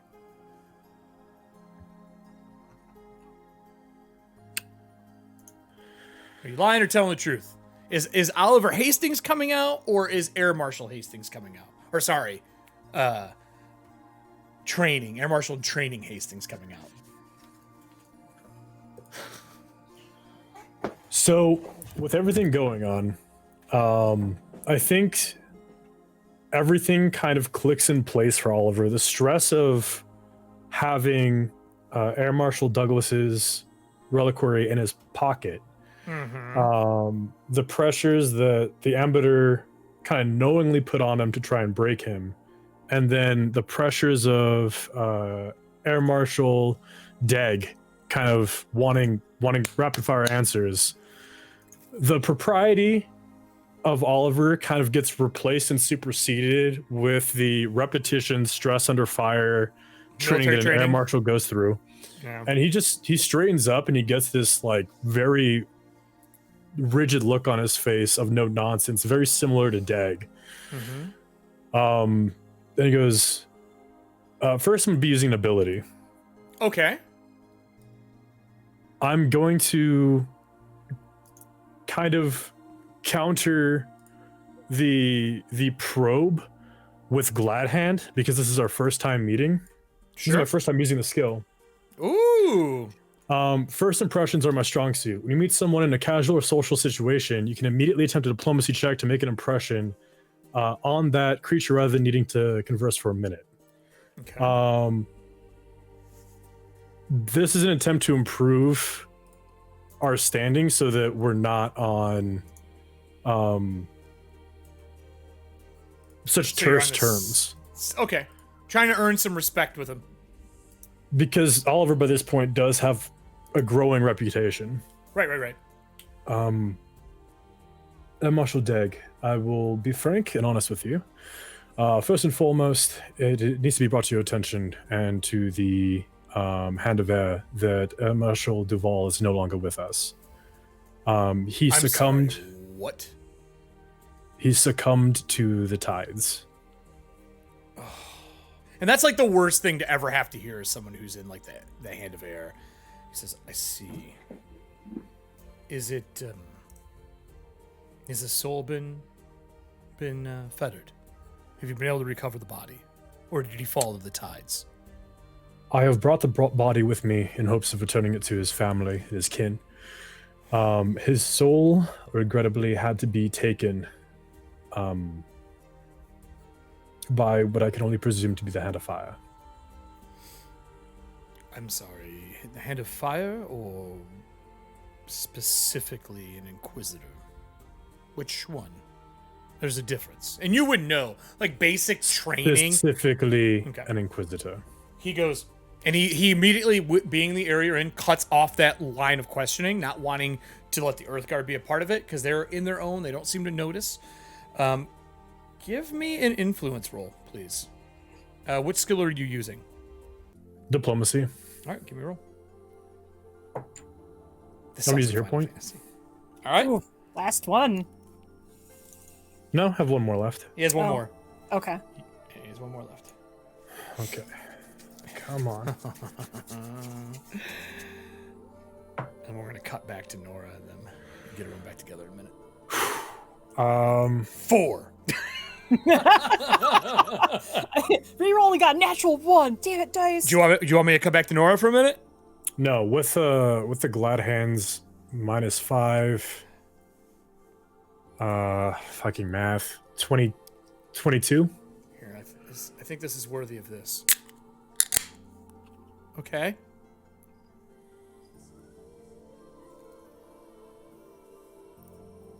So you gain 2 with him instead of 1 because he is at a -10 because of the death of Sky Marshal Duval. He says, when and where? What do you need from me?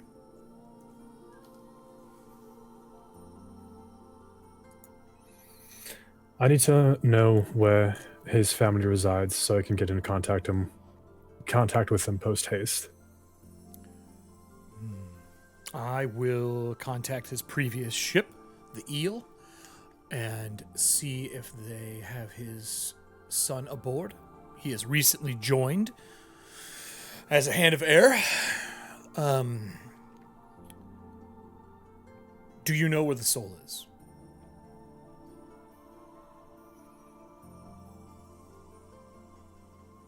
I wish to at least make sure he is spoken to properly. You're more than welcome to come, obviously. I do know where the soul is. I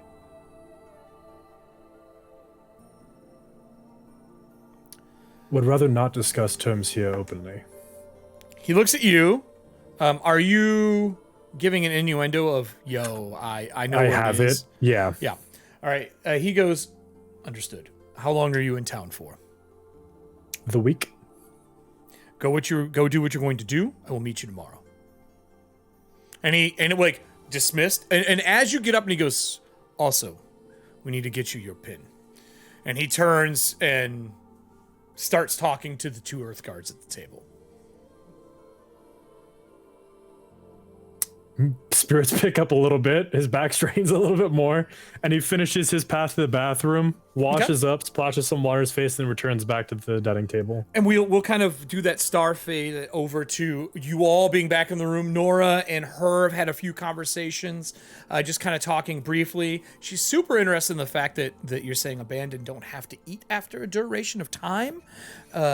she says, I have heard that from some of the champions of the true faith, but is it a no longer feel hunger, but you can still eat? Or is it a you can't eat at all, or it makes you nauseous, like some undead out there? I think, like I said, I never really looked into it because I've been eating. I've been hungry, up until perhaps a couple of months ago. I've just been working so many long hours, and I forget to keep track of my health. And then it's kind of like, well, I mean, do I really need to eat? It's not like I really need to nourish my body. It's dead when I'm not in it, right? Right. So I mean, I can eat. It doesn't make me ill, at least. I just don't have an appetite anymore. I've even, before I talked to the doctor, I thought maybe something was wrong, or maybe, maybe I had caught some sort of soul sickness that made me not hungry anymore. Oh, but apparently it's just a thing that sometimes over time, abandoned to become more tied to the tides, I guess. They don't need to eat. I've so been... you shared personal information. Yeah.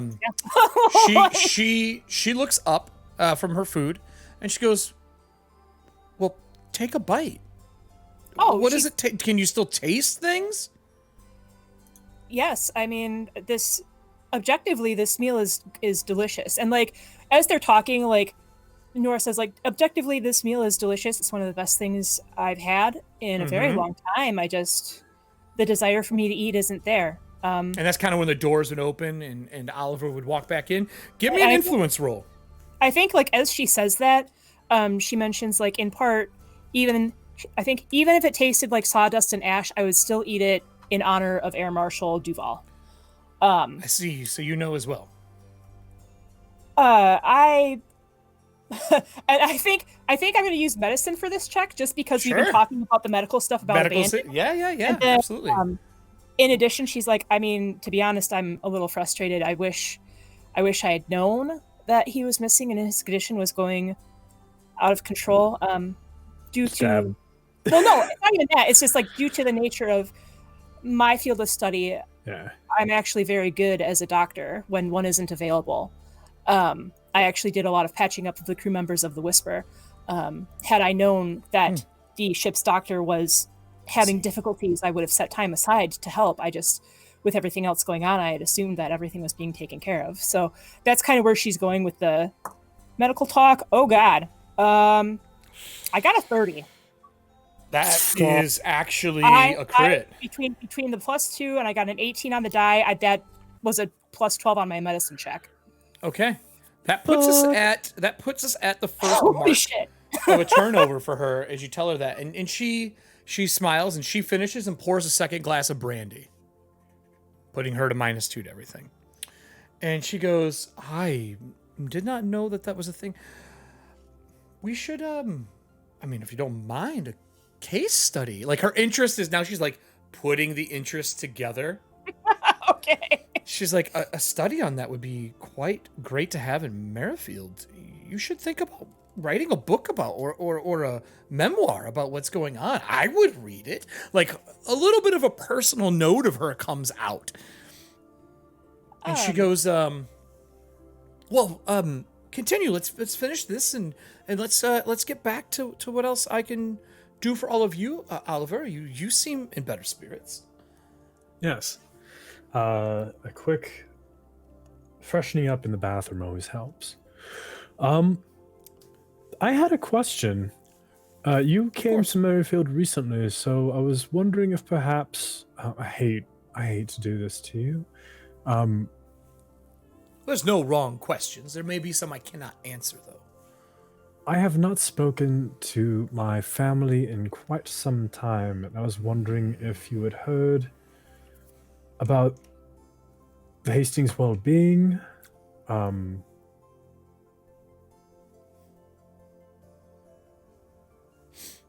he trails off as he sees. She goes, she steps back and she's finished a good part of the food on her plate. And she takes another swig of the brandy and a little bit of, she hasn't touched the water at all.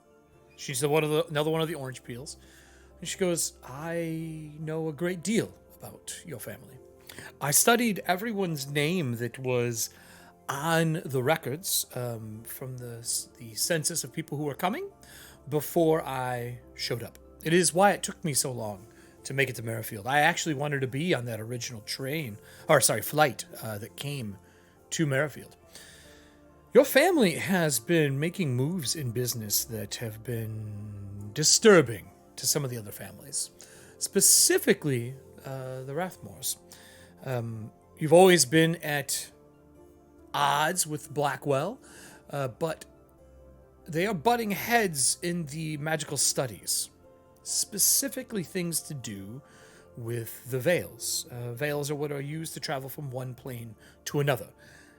There are tears in them sometimes, and those tears allow you to enter into places that are, well, it's like having a key to a locked door. I rolled a natural 20. She says, I'll be honest, Oliver, when I was sent here, I was told to keep an eye on you and to see how involved with your family you are, but it is pretty obvious you are separated from them in more ways than one. I also know your brother is tied to your ship.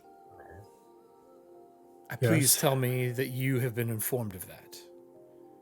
Yes, I'm aware that Edward is bound to the ship, and I have been made aware of that since I inherited her.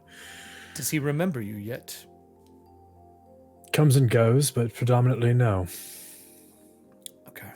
If the time comes that it gets bad, and he does, specifically after what happened in the area next to the fountain, let me know, and I will be there to smooth things over. Spirits can get restless.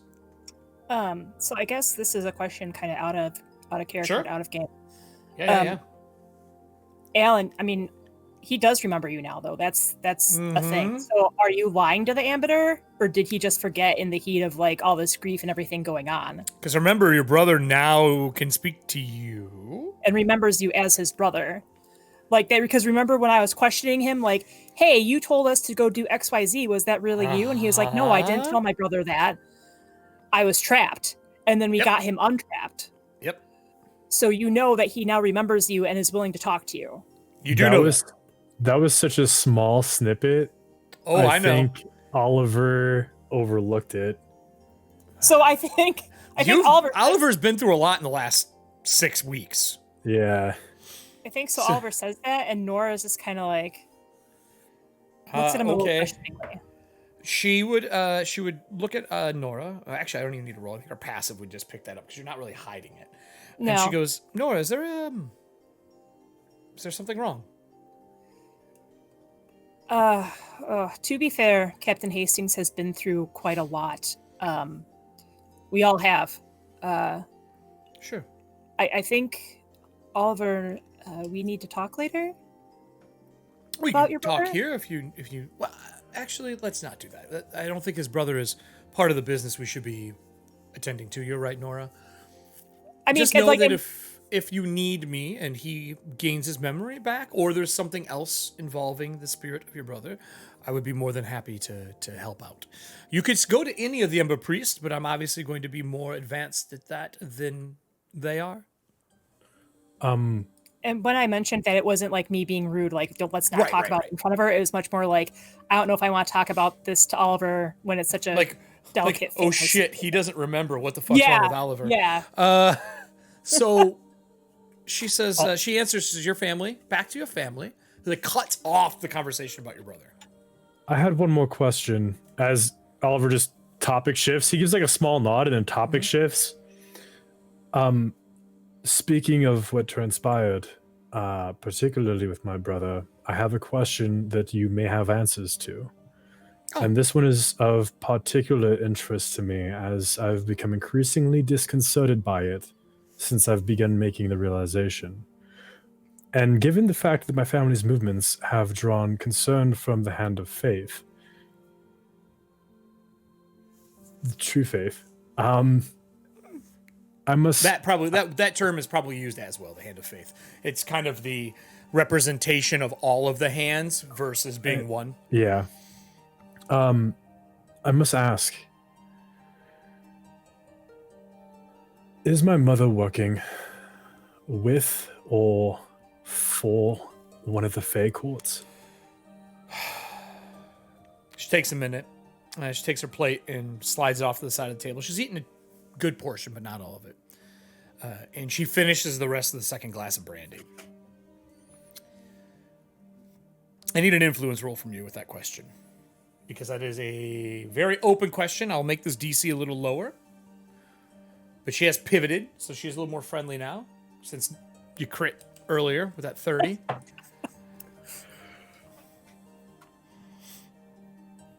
Do you want to use your last hero point? No, I got a nat 20. Oh, okay. She goes, what skill did you use for that? With the conversation you've been having. The tried and true diplomacy for when he's being honest. Okay.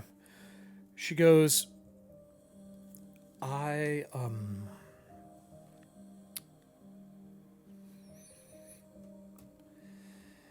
She looks at the door, makes sure no one's listening, looks in the room, and she begins to cast a spell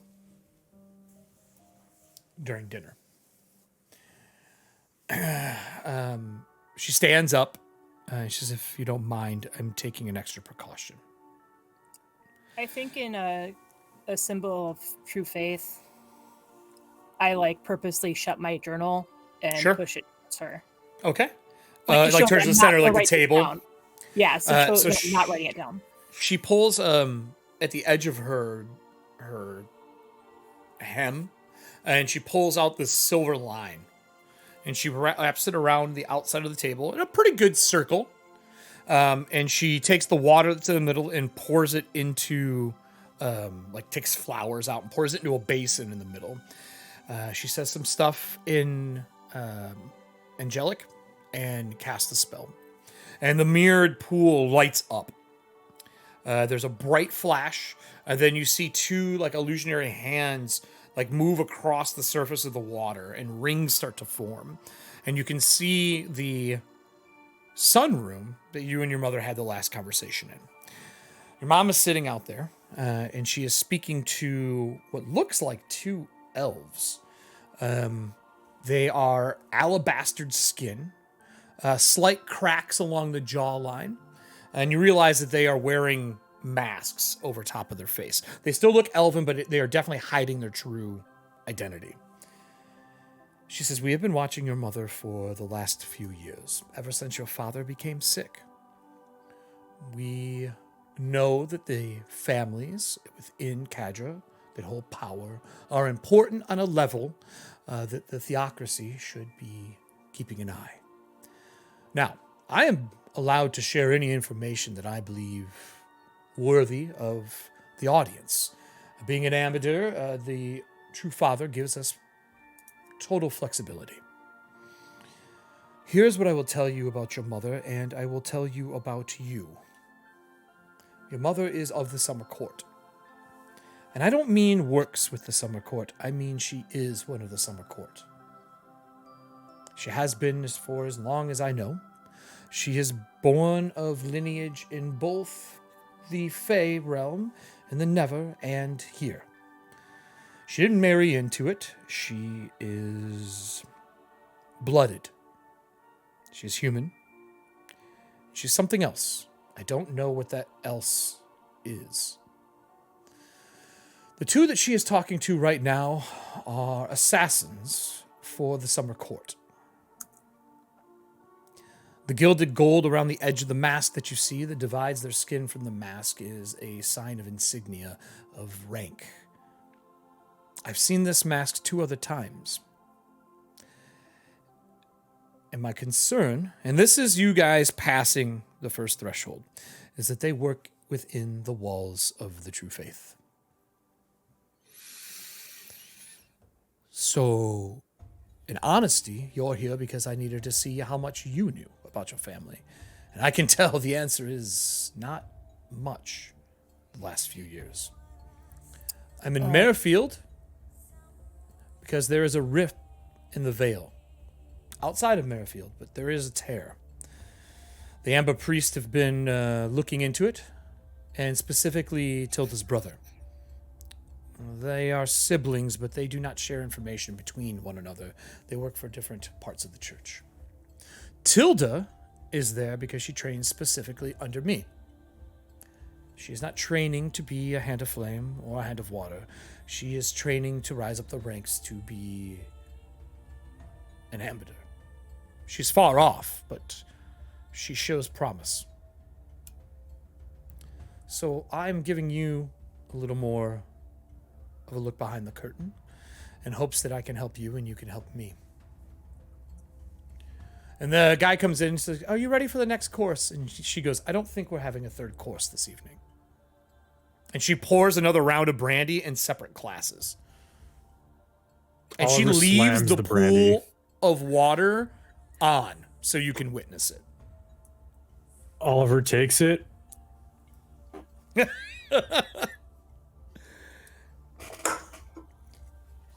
And Nora doesn't. Like, it's just, and I think the ambassador knows now why she's not.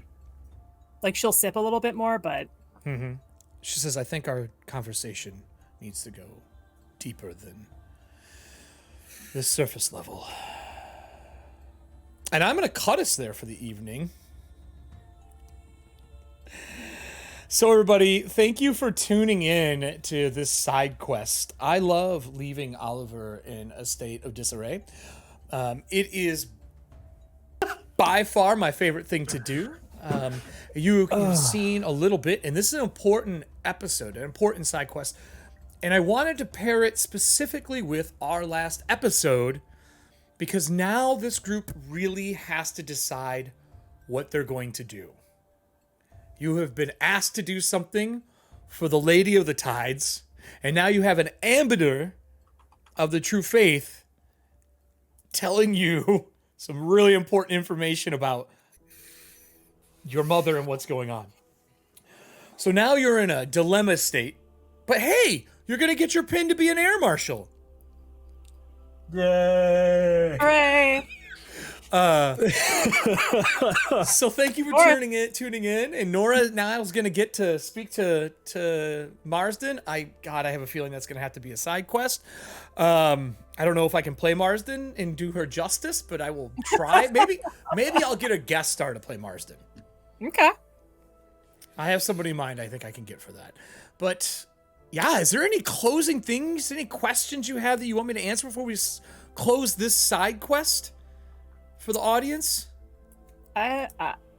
Nora doesn't. I mean, she made that gesture of goodwill of pushing the journal away, but everybody in that room knows that she's gonna end up writing stuff down later. She's gonna write it down later. It's just how she works. Mental fortress. Yeah. Every time I play with Eric as a GM, I lose a little bit more of my sanity. Okay, but Alan, to be fair, you're willing to roll with it. Yes, you have to. Yeah, you have to. 100%. Todd's Oliver is rolling with it, while Everston, and the cast member who plays him, Todd, knows to never, ever, ever take an intelligent weapon. That's a story for another time. So we'll also have to talk about your intelligent weapon off camera, Oliver. What? And I will see you all on our next live show. We won't be back until after. Nope, we won't be. Here, I'm just going to hear you. We won't be back until after the first of the year, but we are going to do a couple weeks of community nights. And I would like to find some people who love the show that want to play in Athontia, and I want to offer up running a session for people. We'll see if we can get one of the cast members to come play, because we got 2 weeks of downtime. Happy holidays to everybody. Thank you for supporting us during these first 8 episodes, these first 8 side quests. And again, I will go back to the cast now that Oliver is calm again. Thanks to my cast members for joining and doing this 2 weeks in a row. It has been fantastic. Until next time, everybody, we will see you in the new year. Yeah. Happy New Year, everyone. Happy holidays. Happy New Year. Happy holidays. Bye, everybody. Bye, everyone. Bye. Bye. Hey everybody, look up. Thank you for watching episode 8 of Side Quest. If you're looking for more like this, check out our YouTube channel, Eric Frankhouse Presents. And if you really want to join in come check out our Discord where we talk, play games together, and just enjoy being part of a gaming community. Happy holidays, and we'll see you next year.